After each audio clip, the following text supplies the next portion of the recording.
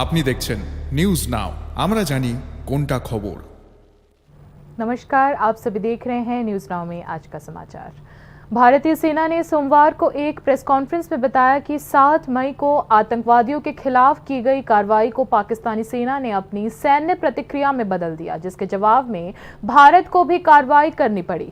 सेना के अनुसार भारत की रक्षा प्रणाली पूरी तरह से सुरक्षित और मजबूत है। उन्होंने दावा किया कि पाकिस्तान द्वारा दागी गई चीनी मिसाइलें भी भारतीय सुरक्षा कवच को भेदने में नाकाम रही है। भारत और पाकिस्तान के बीच युद्ध विराम की घोषणा के बावजूद ऑपरेशन सिंदूर अभी भी सक्रिय है। 7 मई को शुरू हुए इस अभियान में पाकिस्तान और पाक अधिकृत कश्मीर में 9 आतंकी ठिकानों को नष्ट किया गया। वर्तमान में दोनों देशों के बीच डीजीएमओ स्तर की चर्चा चल रही है। सोमवार को तीनों भारतीय सेना प्रमुखों ने प्रेस कॉन्फ्रेंस में ऑपरेशन सिंदूर और भारत पाकिस्तान के बीच मौजूदा स्थिति के बारे में जानकारी दी। भारतीय सेना ने प्रेस कॉन्फ्रेंस में स्पष्ट रूप से कहा कि भारत की लड़ाई आतंकवादियों के खिलाफ है, पाकिस्तानी सेना से नहीं। हालांकि पाकिस्तान को आतंकवादियों का साथ देने के पाप के लिए खामियाजा भुगतना पड़ा। हमारी प्रतिक्रिया में पाकिस्तान को जो भी नुकसान हुआ है, इसके लिए वह ही जिम्मेदार है। भारतीय सेना ने कहा, हमारी लड़ाई आतंकवादियों के खिलाफ है। 7 मई को आतंकियों पर हमला किया गया, लेकिन पाकिस्तानी सेना ने इसे अपनी लड़ाई बना ली, इसीलिए हमें जवाब देना पड़ा। हमारी लड़ाई आतंकवादी और उग्रवादियों के खिलाफ है, इसीलिए हमने सबसे पहले आतंकवादियों के ठिकानों को निशाना बनाया, लेकिन पाकिस्तान ने उग्रवादियों का साथ देना उचित समझा, इसीलिए पाकिस्तान ने इस लड़ाई को अपनी लड़ाई बना ली, इसीलिए उनका मुकाबला करना जरूरी था। एयर मार्शल AK भारती ने यह बात कही। उन्होंने कहा कि हमने आतंकवाद के खिलाफ कार्यवाही की है। भारत की रक्षा प्रणाली में सेंध लगाना असंभव है। पाकिस्तान द्वारा दागी गई चाइनीज मिसाइल्स भी विफल हो गई है। एयर मार्शल AK भारती ने कहा, हमने चाइनीज मिसाइल PL-15 को मार गिराया, साथ ही पाकिस्तानी ड्रोन्स को लेजर गन से मार गिराया गया। साथ ही हमारे एयर डिफेंस सिस्टम को भेद पाना मुश्किल है। पिछले कुछ सालों में सेना का मॉडर्नाइजेशन किया गया है। दोस्तों, हमारी लड़ाई आतंकवाद और आतंकवादियों के खिलाफ थी, इसलिए 7 मई को हमने केवल आतंकवादी ठिकानों पर ही हमला किया था। पर अफसोस इस बात का है कि पाकिस्तानी सेना ने आतंकवादियों का साथ देना उचित समझा और इस लड़ाई को अपनी लड़ाई बना ली। इस परिस्थिति में हमारी जवाबी कार्यवाही अत्यंत आवश्यक थी। We have talked about the loiter munitions and the unmanned aerial systems, and here are some of the glimpses of those systems which we have brought down. To your right, with the right undercarriage or the wheel, you can see is the Yeeha system, which is of Chinese origin with Pakistan. You can see some quadcopters and you can see one odd Sonka drone hanging by the wire. All these have been brought down by our trained crew and air defense system. Lieutenant general Rajiv Ghai ने कहा, operation सिंदूर की कार्यवाही एक संदर्भ में समझाया जाना चाहिए। अब नागरिकों और पर्यटकों को निशाना बनाया जा रहा है। पहलगाम में पाप का घड़ा भर गया था। हमने नियंत्रण रेखा पार किए बिना पूरे ऑपरेशन को अंजाम दिया है, इसीलिए हमें पूरा अंदाजा था कि दुश्मन क्या करने वाला है, इसीलिए हमारी हवाई सुरक्षा प्रणाली तैयार थी। हमें एयर डिफेंस ऑपरेशन सिंदूर के एयर डिफेंस की कार्रवाई को एक कॉन्टेक्स्ट में समझने की आवश्यकता है। मैंने आपको कल बताया था कि पिछले कुछ सालों में आतंक की गतिविधियों का कैरेक्टर जो है उसमें कुछ बदलाव आ रहा था। अब हमारी मिलिट्री के साथ साथ मासूम सिविलियंस जो कि अपना बचाव करने में विफल थे, उन पर भी हमले हो रहे थे। 2024 में जम्मू सेक्टर में शिवखोरी मंदिर को जाते हुए यात्री और इस साल अप्रैल में पहलगाम में मासूम पर्यटक इस खतरनाक ट्रेंड के विशेष उदाहरण हैं। पहलगाम तक पाप का यह घड़ा भर चुका था। उसके बाद जो हुआ उसके बारे में हम कल विस्तार में बातचीत कर चुके हैं। क्योंकि आतंकियों पर हमारे सटीक हमले लाइन ऑफ कंट्रोल और इंटरनेशनल बाउंड्री को पार करे बिना किए गए थे, हमें पूरा अंदेशा था कि पाकिस्तान का वार भी बॉर्डर के उस पार से ही होगा। इसलिए हमने अपनी एयर डिफेंस की पूरी तैयारी पहले से ही कर ली थी।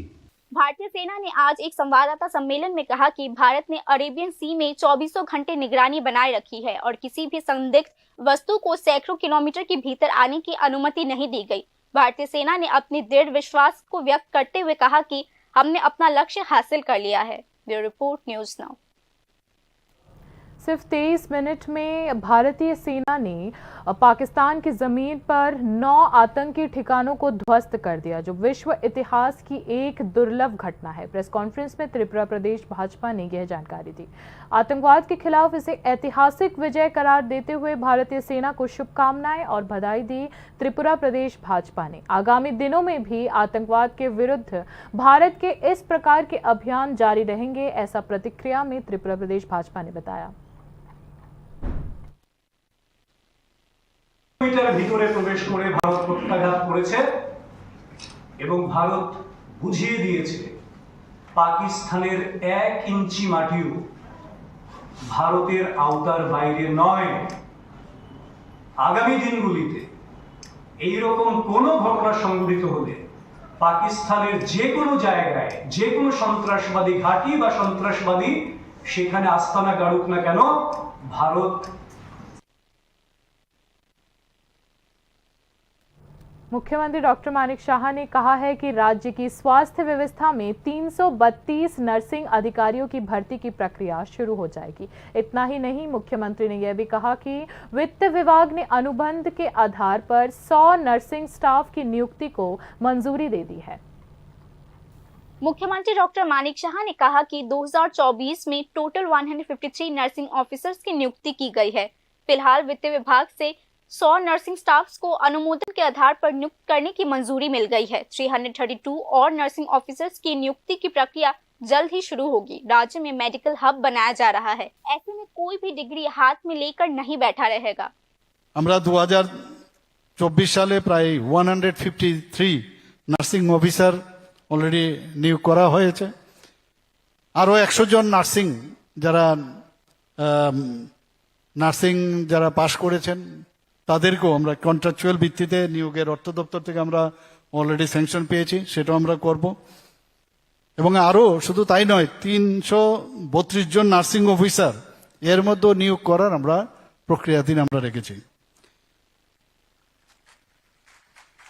যারা এখানে নার্সিং অফিসাররা আছেন, অপারেশন থিয়েটার, যেটা আমি একটু আগে বলার চেষ্টা করেছি, operation theatre, emergency life support, facility base integrated management of neonatal এবং চাইল্ডহুড ইলনেস, সব বিষয়ে ট্রেনিং দেওয়ারও আমরা ব্যবস্থা করেছি। সরকারি নার্সিং কলেজ ছাড়াও আরো 6টি প্রাইভেট নার্সিং ইনস্টিটিউট ত্রিপুরাতে চালু আছে। আরো অনেকে আসছে বাইরের থেকে, প্রচুর মানুষ এখন, বিশেষ করে ইনভেস্টররা আসছেন এই হেলথ কেয়ার সার্ভিসে, তারা অনেক জায়গার থেকে এখন আসছেন। আমরা সেইগুলো আমরা দেখছি। তো যত বেশি এখানে স্বাস্থ্য ব্যবস্থা, আমরা মেডিকেল হাব করার তৈরি করছি এবং সেটার কিন্তু আপনারা বুঝতে পারছেন এখানে মেডিকেল হাব হতে যাচ্ছে।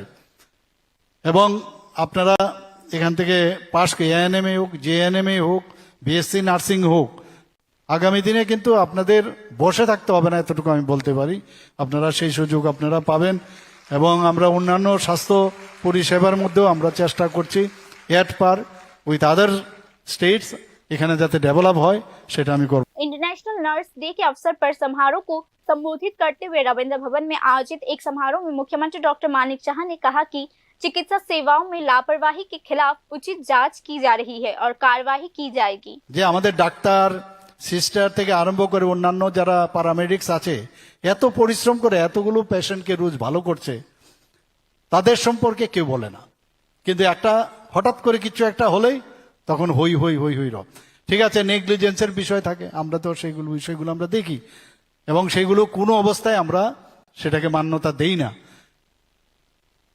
এবং সেটার জন্য আমরা সেই কমিটি করি এবং সেই কমিটির রিপোর্টের পরে যা ব্যবস্থা নেই আমরা সেটা করি।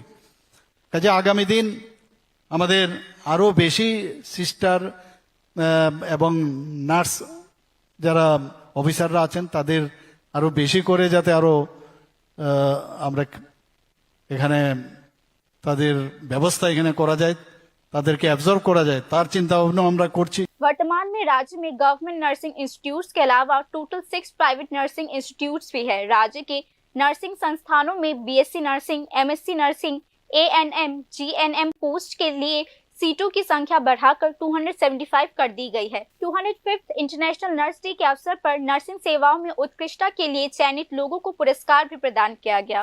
Bureau report, News Now. Kailashahar सीमा क्षेत्र में रविवार रात तस्करों और बीएसएफ के बीच मुठभेड़ में एक महिला गंभीर रूप से घायल हो गई। सीमा पार करने की कोशिश कर रहे तस्करों का पीछा कर रहे थे बीएसएफ के जवान। इसी दौरान तस्करों ने बीएसएफ पर पलटवार किया और मुठभेड़ शुरू हो गई।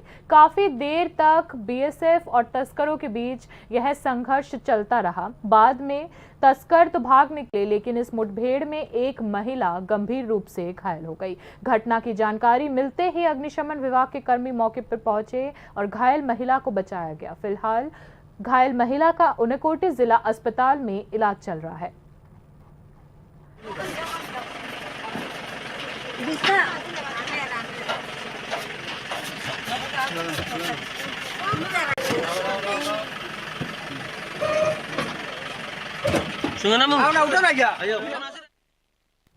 बामुटिया के विधायक नयन सरकार ने आरोप लगाया कि हल्की आंधी और बारिश में ही बिजली आपूर्ति बाधित हो रही है। पिछले 48 घंटों के भीतर अपने विधानसभा क्षेत्र में आंधी और बारिश से हुई क्षति का स्वयं निरीक्षण करने के बाद उन्होंने यह प्रतिक्रिया दी। विधायक ने कहा कि बिजली आपूर्ति प्रणाली को समय समय पर दुरुस्त करने के दावे तो किए जाते हैं, लेकिन मामूली मौसम खराबी में ही सेवा बाधित हो जाती है, जिससे आम लोगों को भारी परेशानी झेलनी पड़ती है। उन्होंने इस मामले में बिजली विभाग के मंत्री का भी ध्यान आकर्षित किया। যে পরিষেবাটা দিচ্ছে ঠিকভাবে মেইনটেনেন্স করছে না, একটা ডাল পড়লেই তার ছিঁড়ে যাচ্ছে, একটা বাঁশ পড়লেই তার ছিঁড়ে যাচ্ছে, এরকম অবস্থা হয়ে আছে। বিশেষ করে এই যে বেসরকারি হাতে তুলে দেওয়ার ফলে বিদ্যুৎ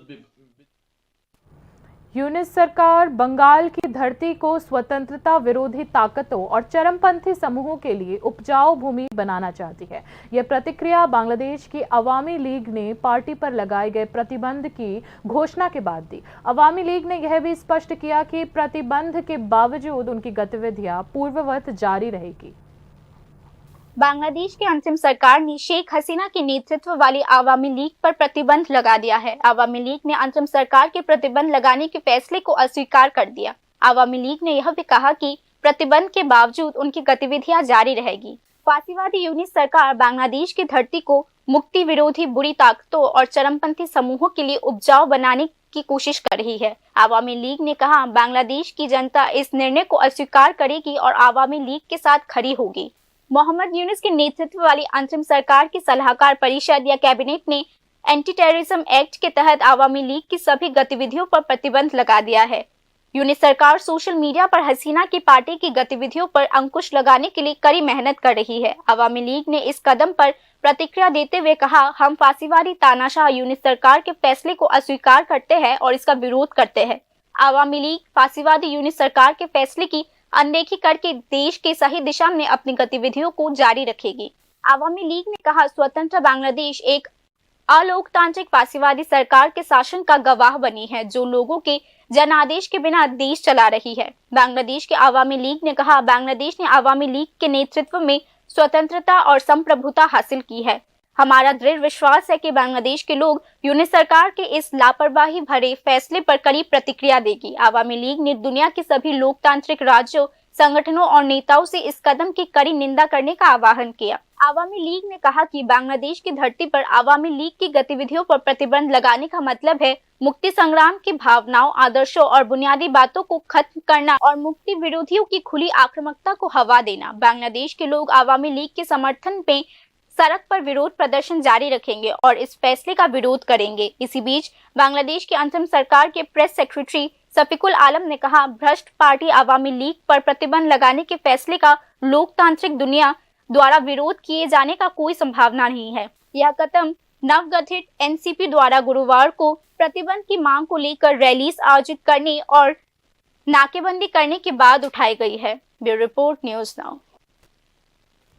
राज्य में स्कूली शिक्षा और उच्च शिक्षा में पढ़ाई छोड़ने वालों की दर चिंताजनक है। नीति आयोग ने मार्च 2025 की अपनी report macro and fiscal outlook of the state of Tripura में यह बात कही है। राज्य के विभिन्न सरकारी स्कूलों में 8वीं और 9वीं कक्षा में ड्रॉप आउट रेट 29.8% का है। इस मामले में 10वीं कक्षा में यह दर 36.9% का है। दूसरी ओर उच्च शिक्षा में छात्र नामांकन दर केवल 19.2% का है। नीति आयोग ने अपनी मार्च 2025 की report macro and fiscal outlook of the state of Tripura में यह बात कही। नीति आयोग की यह रिपोर्ट आने के तुरंत बाद राज्य शिक्षा हलकों में अटकलें लगने शुरू हो चुके हैं। इतना ही नहीं, त्रिपुरा में 25.6% बच्चे कम वजन में पैदा होते हैं। 64.2% बच्चे अनीमिया से पीड़ित है। नीति आयोग ने मार्च 2025 की अपनी नवीनतम रिपोर्ट में उल्लेख किया है कि इसमें महिलाओं में यह दर 67.2% का है। इस संबंध में नीति आयोग की report macro and fiscal landscape of the state of Tripura में मार्च 2025 में राज्य के सामाजिक आर्थिक विकास सहित सभी पहलुओं पर प्रकाश डाला गया है। ऐसे देश में शिक्षा प्रणाली कैसे सुधर सकती है जहां लगभग 67% छात्र सेकेंडरी स्कूल तक पहुंचने से पहले ही स्कूल छोड़ देते हैं। शिक्षा समुदाय इसके बारे में प्रश्न पूछ रहे हैं। नीति आयोग की इस नवीनतम रिपोर्ट के अनुसार लिटरेसी रेट में त्रिपुरा राष्ट्रीय औसत से थोड़ा आगे है। स्कूल शिक्षा प्रणाली में 8वीं और 9वीं कक्षा में ड्रॉप आउट का नेशनल एवरेज 21.1% का है और इस राज्य में यह चिंताजनक रूप से 29.8% का है। जैसा कि नीति आयोग की मार्च 2025 की macro and fiscal landscape of the state of Tripura report में बताया गया है। दूसरी ओर 10वीं कक्षा में national average drop out rate 35.2% का है, लेकिन नीति आयोग की रिपोर्ट में बताया गया है कि त्रिपुरा में यह दर 36.9% का है। दूसरी ओर राष्ट्रीय स्तर पर उच्चतर माध्यमिक स्तर पर पुरुष और महिला विद्यार्थियों की प्रवेश दर 56.2% का है, लेकिन त्रिपुरा में यह 43.5% का है। उच्च शिक्षा में छात्र नामांकन दर राष्ट्रीय औसत 27.3% का है, लेकिन त्रिपुरा में यह 19.2% है। दूसरे शब्दों में कहे तो माध्यमिक स्तर तक की यह ड्रॉप आउट रेट राज्य की शिक्षा व्यवस्था के लिए चुनौती बन गई है। दूसरी ओर 80% से अधिक छात्र उच्च शिक्षा के द्वार तक नहीं पहुंच पाते हैं। विश्लेषकों का मानना है कि राज्य सरकार को प्राकृतिक कारणों से macro and fiscal landscape of the state of Tripura पर नीति आयोग की मार्च 2025 की रिपोर्ट को महत्व देना चाहिए। Bureau report, News now. राज्य सरकार ने राशन दुकानों में दाल की कीमतों में वृद्धि कर दी है। इस बढ़ोतरी के तहत दाल की दर में 500 रुपये प्रति क्विंटल यानी 5 रुपये प्रति किलो का इजाफा किया गया है। इस बढ़ी हुई कीमत का असर बीपीएल सूची में शामिल उपभोक्ताओं पर भी पड़ेगा, जिन्हें अब दाल के लिए अधिक भुगतान करना होगा।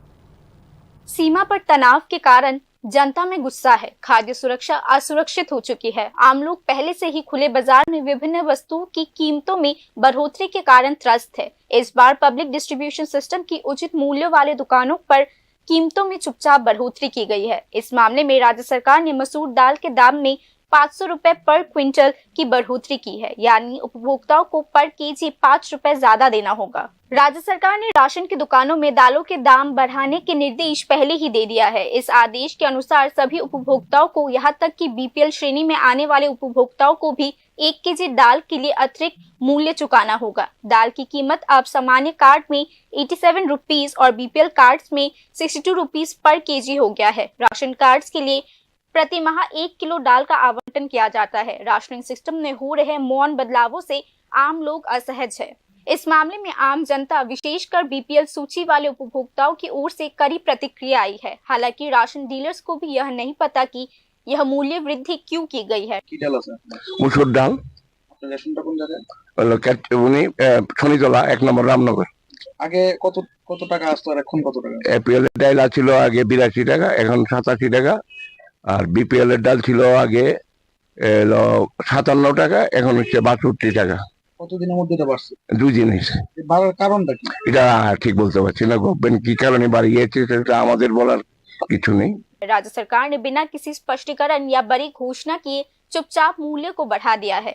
राशन की दुकानों पर जीरा सप्लाई की घोषणा के बावजूद उपभोक्ताओं को यह नहीं पता कि यह कब शुरू की जाएगी। पीडीएस के तहत उचित मूल्यों वाली दुकानों पर रसोई तेल की निरंतर उपलब्धि के बारे में भी उपभोक्ताओं के बीच व्यापक शिकायतें हैं। राशन की दुकानों पर कीमतें बढ़ने के फैसले के साथ साथ सब्सिडी का पैसा गायब होने से आम लोगों पर लागत का बोझ और भी बढ़ गया है। Bureau report, news now. भीषण गर्मी से परेशान त्रिपुरा वासियों को आखिरकार सोमवार सुबह से बारिश ने राहत दे दी।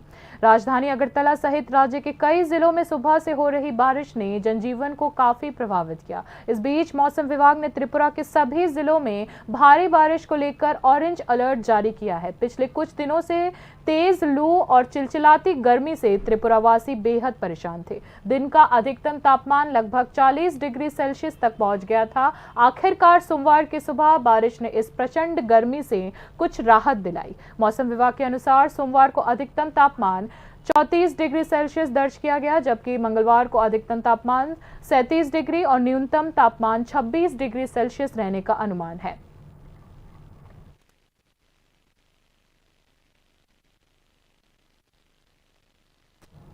धार्मिक रीति रिवाजों के अनुसार सोमवार को त्रिपुरा में 2569वीं बुद्ध पूर्णिमा श्रद्धा और आस्था के साथ मनाई गई। इस अवसर पर अगरतला के वेणुवन विहार बौद्ध मंदिर में मुख्य कार्यक्रम का आयोजन किया गया।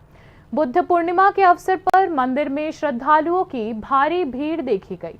सुबह 4 बजे से बुद्धदेव की पूजा अर्चना शुरू हुई। इसके बाद उनके उद्देश्य में ध्यान साधना की गई।